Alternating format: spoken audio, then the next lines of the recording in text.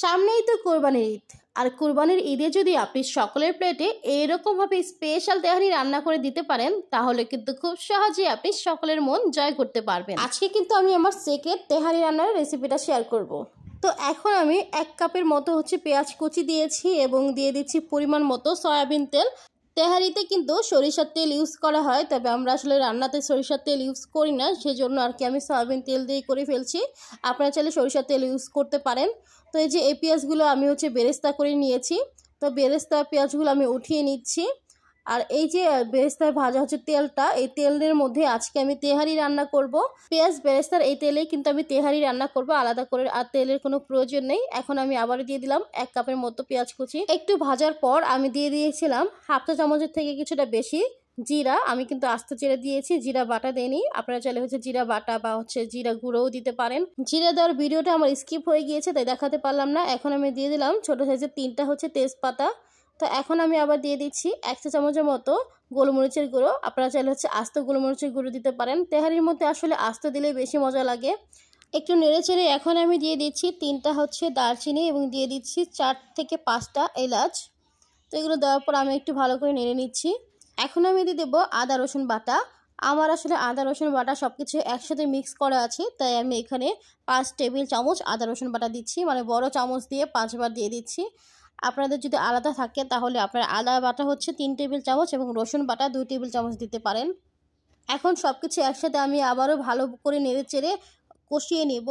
তো কষানোর জন্য আমি কিছু পরিমাণে পানি দিয়ে দিব। এরই মধ্যে আমি স্বাদ মতো লবণ দিয়ে দিয়েছি। আপনার লবণটা আপনাদের টেস্ট অনুযায়ী দিবেন। আর হয়তোবা অনেক কিছু স্কিপ হয়ে গিয়েছে, ভিডিও করা হয়নি অথবা এডিটিংয়ে ডিলিট হয়ে গিয়েছে। তো সেটার জন্য আমি কিন্তু মুখেই সব কিছু বলে দিয়েছি। তো এখন আমি দিয়ে দিচ্ছি কেওড়া জল। কেওড়া জল দিচ্ছি আমি 1 চা চামচ। আর আপনাদের হাতের কাছে যদি গোলাপ জল থাকে তাহলে আপনারা গোলাপ জল 1 চা চামচ দিতে পারেন। এখন আমি দিয়ে দিচ্ছি কাঠবাদাম এবং কাজু বাদাম বাটা। এখানে টোটালি 5 চামচের মতো আছে। এখানে আমি 4 চামচ দিয়ে করেছি। একটা চা চামচ, একটা টেবিল চামচ, আমি চা চামচ দিয়ে দিয়েছি। আর এখন আমি আবারও কিছুটা পানি দিয়ে এটাকে ভালো মতো করে কষিয়ে নিচ্ছি।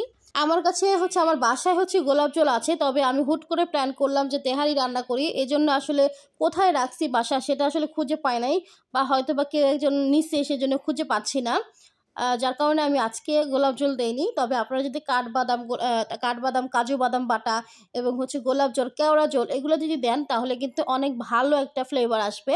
আর কেওড়া জল না পাইলে আপনারা কেওড়া এসেন্স আছে সেটা দিতে পারেন। তো এই যে এখন আমি দিয়ে দিলাম টক দই। টক দই আমি 1/4 কাপের মতো দিয়েছি। দেখতেই পেয়েছেন যে টক দইটা কিন্তু আমার এখনও কিন্তু গলেনি। আমি হুট করে প্ল্যান করেছি যে তেহারি রান্না করব, সেই জন্য আসলে খুব একটা সময় পাইনি। তো এখন আমি দিয়ে দিলাম কিছু পরিমাণে কাঁচামরিচ। সমস্যা নেই, টক দইটা কিন্তু গরমে এমনিতেই গলে যাবে। টক দই দেওয়ার চেষ্টা করবেন। মশলা ঠিকঠাক মতো দিলে, প্রসেসিং ঠিক থাকলে অবশ্যই আপনার সব কিছুই পারফেক্ট হবে। শুধুমাত্র তেহারি না, সব রেসিপি পারফেক্ট হবে।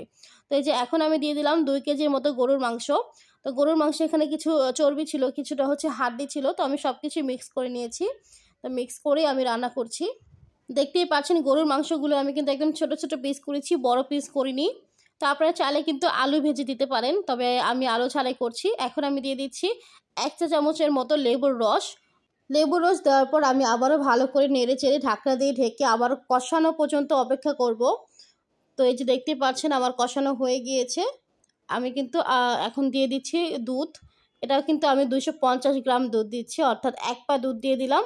দেখতেই পাচ্ছেন এটাও কিন্তু আমার এখনও গলেনি, মানে এখনও বরফ আছে, তাও কিছু করার নাই। তো এটা এমনিতেই গলে যাবে। তো আমি এটা আবারও নেড়ে চেড়ে একটু ঢেকে দিব। আর এ পর্যন্ত কিন্তু চুলার আঁচটা মিডিয়ামেই ছিল। আমি কিন্তু চুলার সাথেই ছিলাম, মানে রান্নাঘরেই ছিলাম, একটু পরপর নেড়ে চেড়ে দিচ্ছিলাম।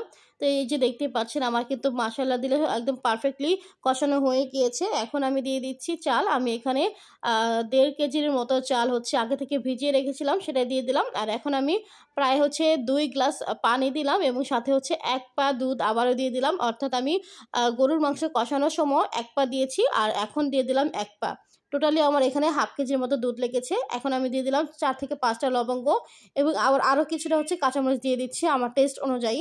তো এই তো আমি আবার একটু নেড়ে চেড়ে আমি এখন কিন্তু মিডিয়াম আঁচে রেখেই এটাকে একটু জাল করে নেব। তেহারি এবং বিরিয়ানির মধ্যে অনেকটাই কিন্তু পার্থক্য আছে, যেটা কিনা হয়তো বা খালি চোখে দেখা যায় না। তেহারি হবে সাদা এবং হালকা কম মশলাযুক্ত, কিন্তু বিরিয়ানি হবে আমাদের মশলাযুক্ত এবং কালারটা কিন্তু সাদা থাকে না, অনেকটাই লালটে লালটে থাকে।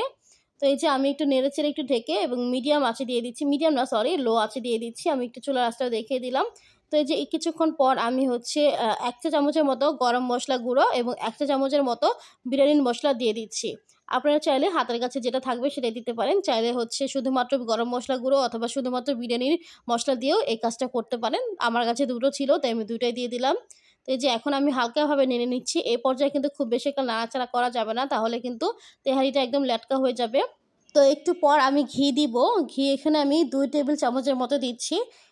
বলতে গেলে 3 টেবিল চামচের মতোই দিলাম, যেহেতু এটা ঘন ঘি অনেক বেশি লাগে। দেখা যায় 1 টেবিল চামচে দেখা যায় 1.5 থেকে 2 টেবিল চামচ এমনিতেই চলে যায়। সো আপনারা হচ্ছে ঘি 2 থেকে 3 টেবিল চামচের মতো দিবেন। এর বেশি দিলে কিন্তু অনেক বেশি স্মেল আসবে, মানে ঘিয়ের স্মেলটা বেশি আসবে।